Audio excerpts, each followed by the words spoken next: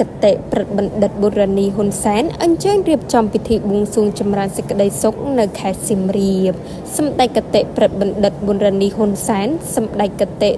សង្ឃហបណ្ឌិតមែនសំអនលោកជំទាវបណ្ឌិតពេជ្រច័ន្ទមុនីហ៊ុនម៉ាណែតអញ្ជើញចូលរួមពិធីបួងសួងចម្រើនសេចក្តីសុខនាព្រឹកថ្ងៃទី15ខែកញ្ញាឆ្នាំ2025នេះស្ថិតនៅខេត្តសៀមរាបចំនួន3ទីតាំងក្នុងបុព្វហេតុសូមប្រោសព្រំព្រះរាជាណាចក្រកម្ពុជាឲ្យមានសុខសុវត្ថិភាពជាសុខសាន្តត្រានរីកចម្រើននិងអភិវឌ្ឍជាលំដាប់ជៀសវាងឆ្ងាយពីសត្រូវឈ្លានពានជាជីទាំងឡាយពិធីបួងសួងចម្រើនសេចក្តីសុខត្រូវបានប្រព្រឹត្តធ្វើនៅ 1. ទីសក្ការៈព្រះអង្គចេកព្រះអង្គចប់ 2. តំបន់អភិរក្សអង្គរនិងនៅ 3. ប្រាសាទអង្គរតូចក្នុងគោលបំណងបួងសួងដល់គុណបុណ្យព្រះនរត្រ័យ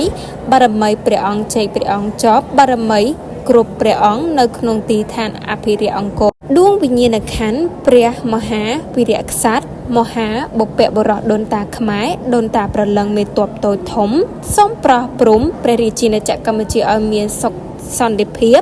ជាសុខសាន្តត្រានរីកចម្រើននិងអភិវឌ្ឍជាលំដាប់ជាឆ្ងាយពីសត្រូវឈ្លានពានយាយីទាំងឡាយជាពិសេសគឺសូមតាមថែរក្សាពុកម៉ែអំពូមីងបងប្អូនប្រជាពលរដ្ឋកម្ពុជាគ្រប់រូប